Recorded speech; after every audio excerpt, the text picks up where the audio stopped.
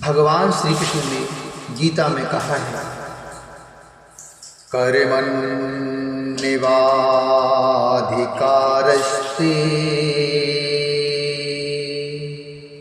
मा फलेषु कदाचन मा कर्मफलहेतुर्भूर्माते संगोस्त्वकर्माणि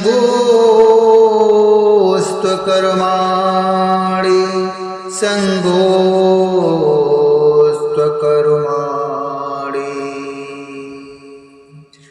तुम्हें अपना कर्म अर्थात कर्तव्य करने का अधिकार है, किंतु कर्म के फलों के तुम अधिकारी नहीं। तुम ना तो कभी अपने आप को अपने कर्मों के फलों का कारण मानो, ना ही कर्म न करने में कभी आसक्त हो। यहाँ पर तीन विचारणीय बातें हैं। कर्म अर्थात स्वधर्म, विकर्म और अकर्म। कर्म अर्थात स्वधर्म वे कार्य हैं जिनका आदेश प्रकृति के गुणों के रूप में प्राप्त किया जाता है। अधिकारी की सम्मति के बिना किए गए कर्म विकर्म कहलाते हैं, और अकर्म का अर्थ है अपने कर्मों को न करना। भगवान ने अर्जुन को उपदेश दिया कि वह निष्क्रिय न हो, अपितु फल के प्रति आसक्त हुए बिना अपना कर्म करे। कर्म फल के प्रति आसक्ति रहने वाला भी कर्म का कारण है। इस तरह वह ऐसे कर्म फलों का भोक्ता होता है। जहां तक निर्धारित कर्मों का संबंध है, वे तीन उपश्रेणियों के हो सकते हैं, यथा नित्य कर्म, आपातकालीन कर्म तथा इच्छित कर्म। नित्य कर्म फल की इच्छा बिना शास्त्रों के निर्देशानुसार शतोगुण में रहकर किए जाते हैं। नित्य कर्म फल की इच्छा बिना शास्त्रों के निर्देशानुसार शतोगुण में रहकर किए जाते हैं। फलयुक्त कर्म बंधन के कारण बनते हैं, अतः ऐसे कर्म अशुभ हैं।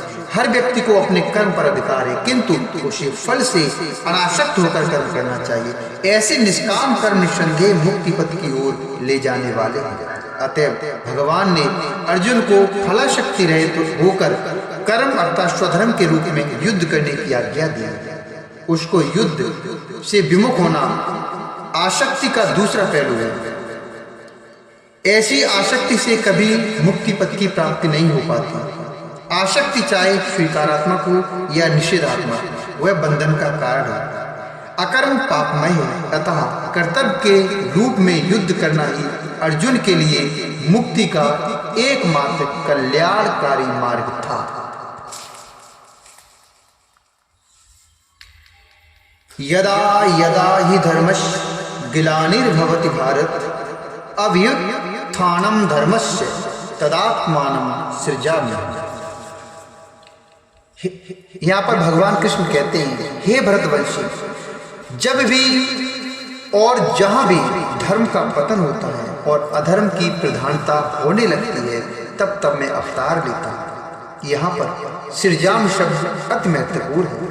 सृजाम सृष्टि के अर्थ में नहीं प्रयुक्त हो सकता, क्योंकि पिछले श्लोकों के अनुसार भगवान के स्वरूप या शरीर की सृष्टि नहीं होती, क्योंकि उनके सारे स्वरूप शाश्वत रूप से विद्यमान रहने वाले हैं। अर्थात सृजाम का अर्थ है कि भगवान स्वयं यथा रूप में प्रकट होते हैं।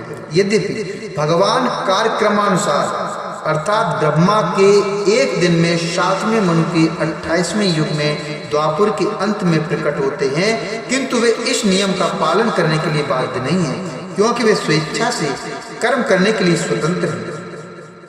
अतः जब भी अधर्म की प्रधानता तथा धर्म का लोप होने लगता है, तो वे स्वेच्छा से प्रकट होते हैं। धर्म के नियम वेदों में दिए हुए हैं, और यदि इन नियमों के पालन में कोई त्रुटि आती है तो मनुष्य अधार्मिक हो जाता है। श्रीमद् भागवत में बताया गया है कि ऐसे नियम भगवान के नियम, केवल भगवान ही किसी धर्म की व्याख्या, केवल भगवान ही किसी धर्म की व्यवस्था कर सकते हैं। वेद भी मूलतः ब्रह्मा के हृदय से भगवान द्वारा उच्चरित माने जाते हैं। अतः धर्म के नियम भगवान के प्रत्यक्ष आदेश हैं। धर्मम तु साक्षात् भगवत प्रणीता। भगवत गीता में आद्योपांत इन्हीं नियमों का संकेत है। वेदों का उद्देश्य परमेश्वर के आदेशानुसार ऐसे नियमों की स्थापना करना है और गीता के अंत में भगवान स्वयं आदेश देते हैं कि सर्वोच्च धर्म उनकी ही शरण ग्रहण करना है, कि सर्वोच्च धर्म उनकी ही शरण ग्रहण करना है। वैदिक नियम जीव को पूर्ण शरणागति की ओर अग्रसर कराने वाले हैं और जब भी असुरों द्वारा इन नियमों में विधान आता है तभी भगवान प्रकट होते हैं। श्रीमद् भागवत पुराण से हम जानते हैं कि बुद्ध कृष्ण के अवतार हैं, जिनका प्रादुर्भाव उस समय हुआ था जब भौतिकवाद का बोलबाला था और भौतिकवादी लोग वेदों को प्रमाण बनाकर उसकी आड़ ले रहे थे। यद्यपि वेदों में विशिष्ट कार्यों के लिए पशु बलि के विषय में कुछ सीमित विधान थे, किंतु आसुरी वृत्ति वाले लोग वैदिक नियमों का संदर्भ दिए बिना पशु बलि को अपनाए हुए थे। भगवान बुद्ध इस अनाचार को रोकने तथा अहिंसा के वैदिक नियमों की स्थापना करने के लिए अवतरित हुए। अतः भगवान के प्रत्येक अवतार का विशेष उद्देश्य होता है और इन सब का वर्णन शास्त्रों में हुआ है। यह तथ्य नहीं है कि केवल भारत की धरती में ही भगवान अवतरित होते हैं। वे कहीं भी और किसी भी जगह किसी भी काल में कहीं पर भी अपनी इच्छा के अनुसार प्रकट हो सकते हैं। वे प्रत्येक अवतार लेने पर धर्म के विषय में उतना ही कहते हैं जितना कि परिस्थिति में जन समुदाय विशेष समझ सके, कि जितना उस परिस्थिति में जन समुदाय विशेष समझ सकता है। लेकिन उद्देश्य एक ही रहता है, लोगों को ईसा भावना भावित करना तथा धार्मिक नियमों के प्रति आज्ञाकारी बनाना। कभी वे स्वयं प्रकट होते हैं तो कभी अपने प्रामाणिक प्रतिनिधि को अपने पुत्र या दास के रूप में भेजते हैं या वेश बदलकर स्वयं ही प्रकट होते हैं। भगवत गीता के सिद्धांत अर्जुन से कहे गए थे, अतः वे किसी भी महापुरुष के प्रति हो सकते थे, क्योंकि अर्जुन संसार के अन्य भागों के सामान्य पुरुषों की अपेक्षा अधिक जागरूक था और दो मिलकर चार होते हैं। यह गणितीय नियम प्राथमिक कक्षा के विद्यार्थी के लिए उतना ही सत्य है जितना कि उच्च कक्षा के विद्यार्थियों के लिए। तो भी गणित उच्च स्तर तथा निम्न स्तर का होता है। अतः भगवान प्रत्येक अवतार में एक जैसे सिद्धांतों की शिक्षा देते हैं जो परिस्थितियों के अनुसार उच्च या निम्न प्रतीत होते हैं। जैसे कि आगे बताया जाएगा, धर्म के उच्चतर सिद्धांत चारों वराश्रमों को स्वीकार करने से प्रारंभ होते हैं।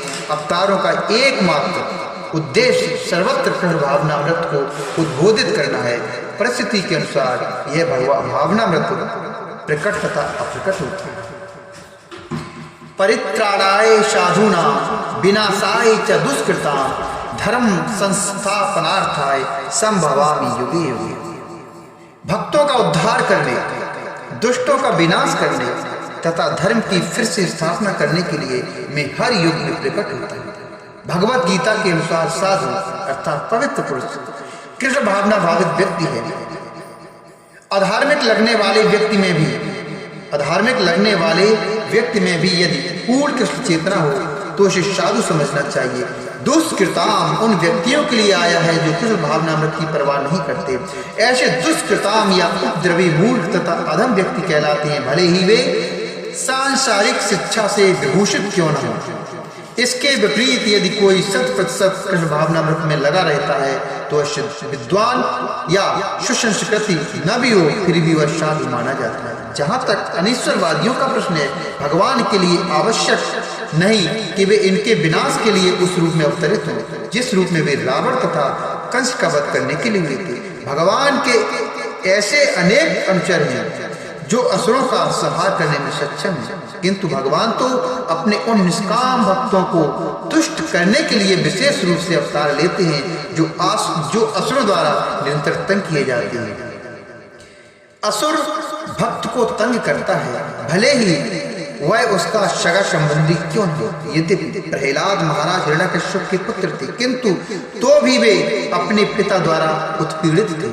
इसी प्रकार कृष्ण की माता देवकी यद्यपि कंस की बहन थी, किंतु उन्हें तथा उनके पति वसुदेव को इसलिए दंडित किया गया था क्योंकि उनसे कृष्ण का जन्म होने वाला था। अतः भगवान कृष्ण मुख्यतः देवी की उद्धार करने के लिए अतः भगवान कृष्ण मुख्यतः देवकी के उद्धार करने के लिए प्रकट हुए थे, कंस को मारने के लिए नहीं, किंतु ये दोनों काल एक साथ संपन्न हुए।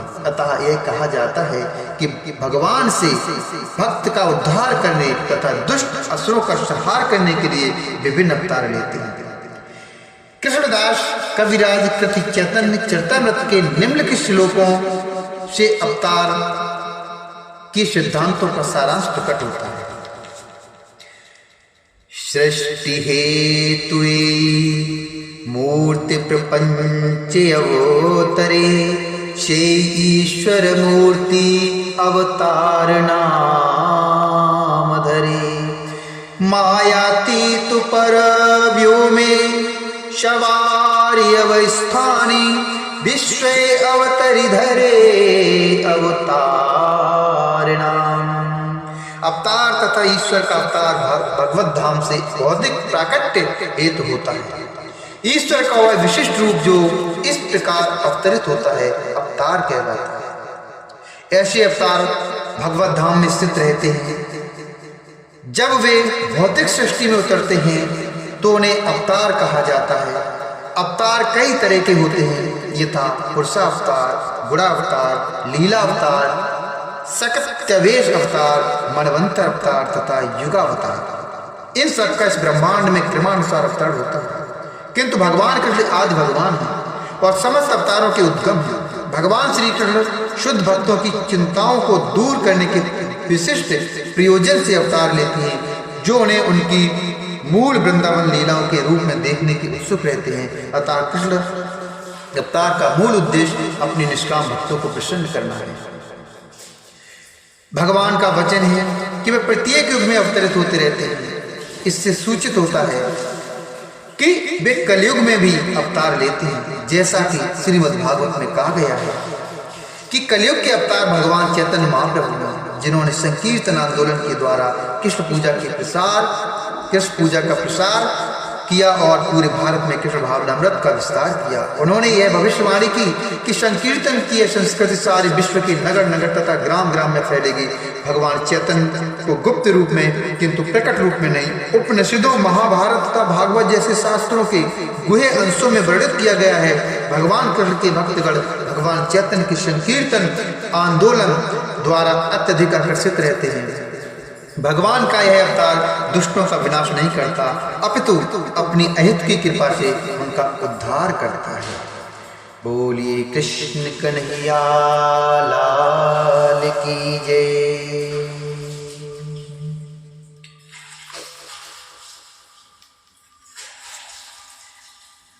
कर्मण्येवाधिकारस्ते मा फलेषु कदाचन माँ कर्म फल हेतुर्भूर्मा ते संगो अस्तु कर्माण।